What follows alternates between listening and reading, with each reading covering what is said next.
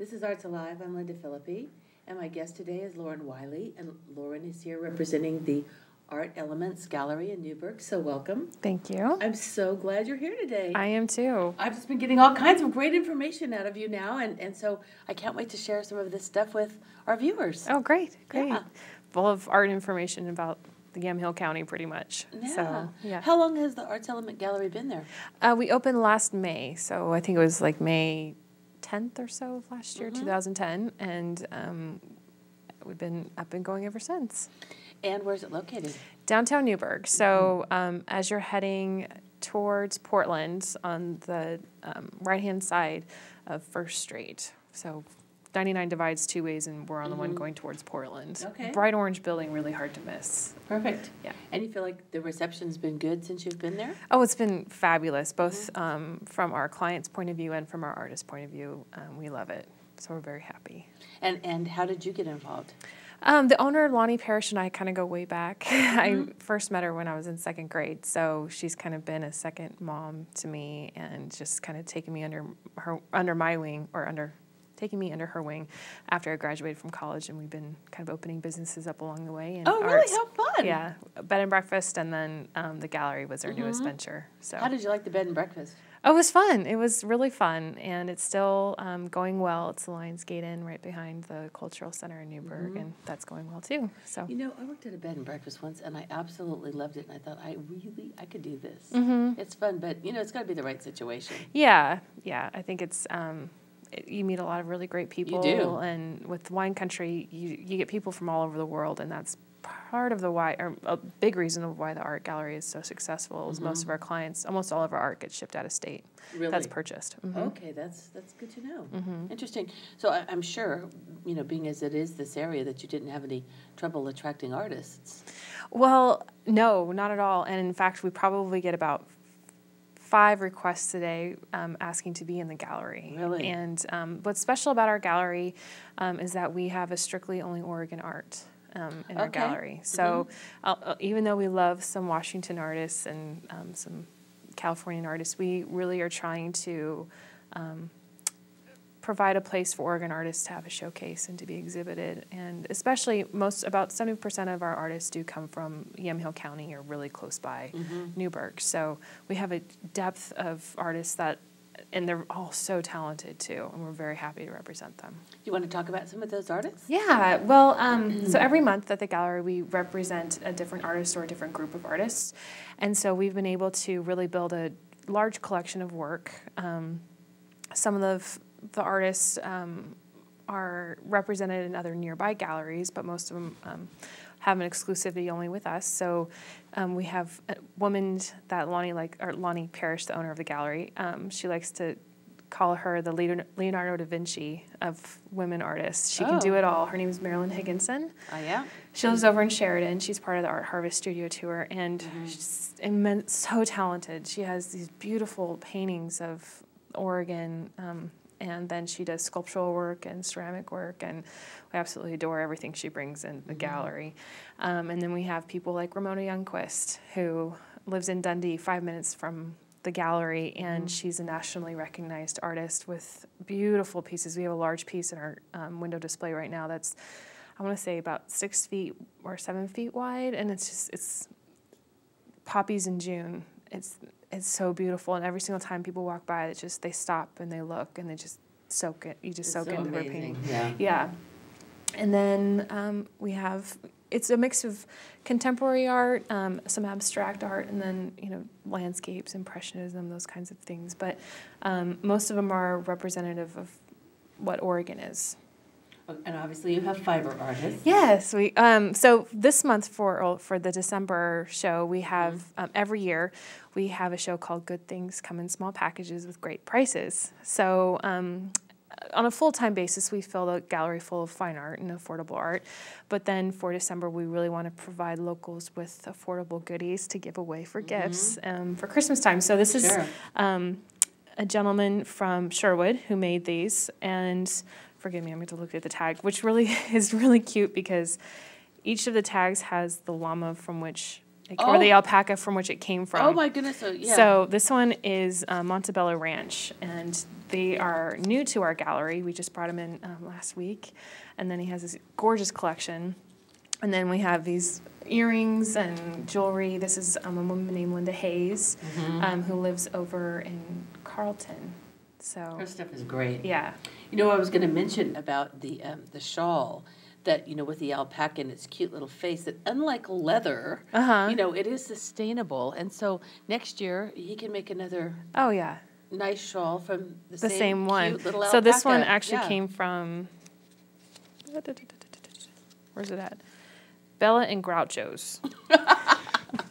So what we also try to do is build relationships with artists and the community. So for our opening, we had about 5 different artists demonstrating, and so he brought his little spinning wheel, and he was spinning the wool as people could watch and see how it's all made and done. It's sort of interesting to, you know, because that's such a traditional women's art form, that there's a man doing that and spinning and carding and all that laborious hand labor. I think a lot of the men like the husbandry of working with the animals, and so we actually, there's a lot of, I mean, obviously in the area there's a lot of alpaca and llama grower or raisers, and they love producing the wool, and they're very proud of what their animals can do. So I think it's interesting with like the llamas and the alpacas, because apparently they keep coyotes away too.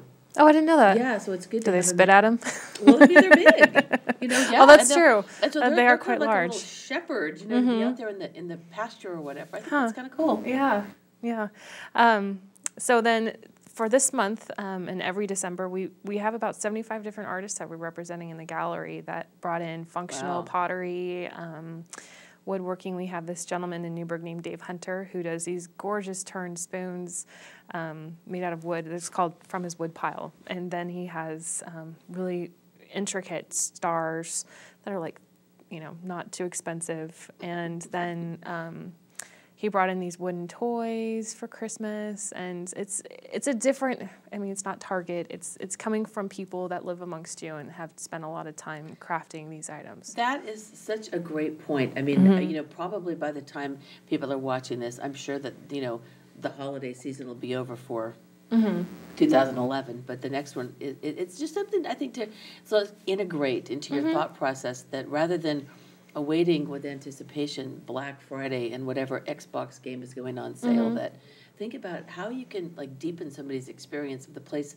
where you live, certainly, and maybe where they live too, because I think, you know, giving something that's handmade, it really is, it brings everything back. And, you know, they always say shop at home, but for artists or people who make their living producing things and then, you know, sort of offering them up for sale, it's really an important thing that local people support them. You know, it's not just tourists the tourists will take care of that. We don't have to worry about it. No, people who live in the community have to support the local artists and the local craftspeople. Exactly, and I think that's that's a lot of the reason why we're still here as a gallery, is that we have people, locals. A lot of that. Yeah, and we've built up a clientele, and they respect what we do, and then we try to provide something for everyone.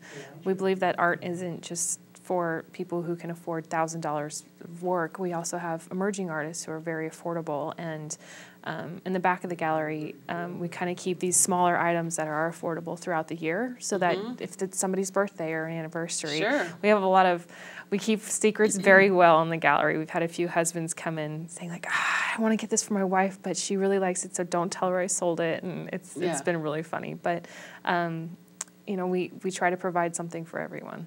I think that's wonderful. So do you have more than one fiber artist or more than one jeweler? Yes, we have, right now we have a woman named Jeannie the Weaver, who's from Silverton, I believe, and then this gentleman who's doing textiles, and then a woman named Sally Starnes. And then we have, as jewelry goes, we actually have quite a few. Lynda Hayes, Carla Fox, and a woman named, it's Of the Earth Jewelry, and she has these beautiful metal very earthen kind of pieces. And then another woman, Lori Preethas, she was at the Audubon Society recently. She has these gorgeous birds kind of motif pieces, earrings and necklaces. And, how fun.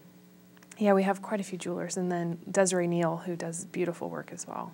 So probably for you, it's hard not to go home like every single day without something wonderful, right? Oh, we get to play dress up at the gallery. So I'll just wear this today. Yeah. And I'll model this lovely necklace. When the gentleman brought in these scarves, I was wearing one of my own. He's like, "You need to take that off and put one of mine on." I was like, "Okay, Sure, no yeah. problem." Yeah. But no, it's fun, and just being able to have these artists so nearby, like Lynda Hayes, she brings in work probably once a month, and so there's always new things to put out on display, and she's very good about keeping up with our show styling. So for this last year, we did a show called Color and Character and a bloom show, and so she brought in these really beautiful floral pieces that were carved stones, and Wow. yeah, so she keeps up with what we're doing too, and having someone who lives 15 minutes away is really nice, and I get to have these amazing relationships with artists, and I only know that is what helps sell the work too.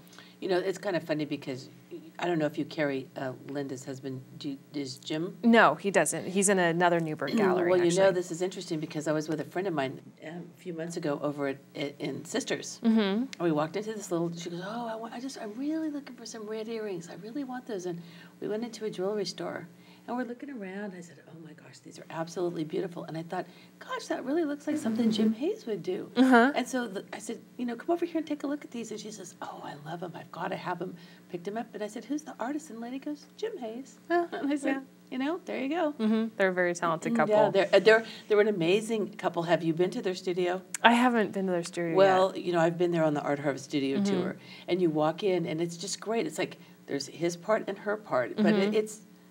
You know how jewelry is so intricate. And you think, why aren't these people absolutely blind? It's like Doug Roy. I know. Those little teeny tiny little things, and you think, where do you exactly put the wire through? I don't even know. It's just amazing. I actually asked her this past week when she dropped off these earrings if they've ever done collaborative work, and she goes, "No, it's pretty much like, oh, can you do this ear wire for me, or hold this while I do little wrap fixes, this." and that's it." And it's pretty much two very separate entities, but both very, very talented. I know. It's kind of cool that they work together. I mean, they work together, but they don't collaborate on their actual jewelry making. I like that.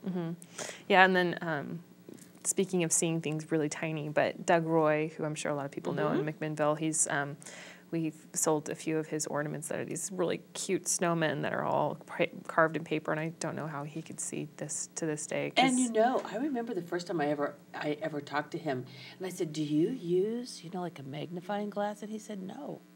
No. And you think, how can you even see those? Some of the pieces are so tiny. I mean, they almost look like something that you just go like that. Yeah. Wipe off this table. I lost my snowflakes. That's all my stuff. Yeah. It's kind of crazy, huh? And we're very happy to carry Doug as well. We love his work, and they're very playful, and kids adore them. We had a show for him last January called The World in Black and White. Oh. And what was neat is Lonnie saw him one day just doodling in his sketchbook, and they are just as nice as his paper carvings. And she goes, "Why don't you sell these?" And he's like, "Well, I never thought about that." And so now he's starting to sell his original drawings, which are fabulous. Because he's an illustrator too. Yeah. Yeah.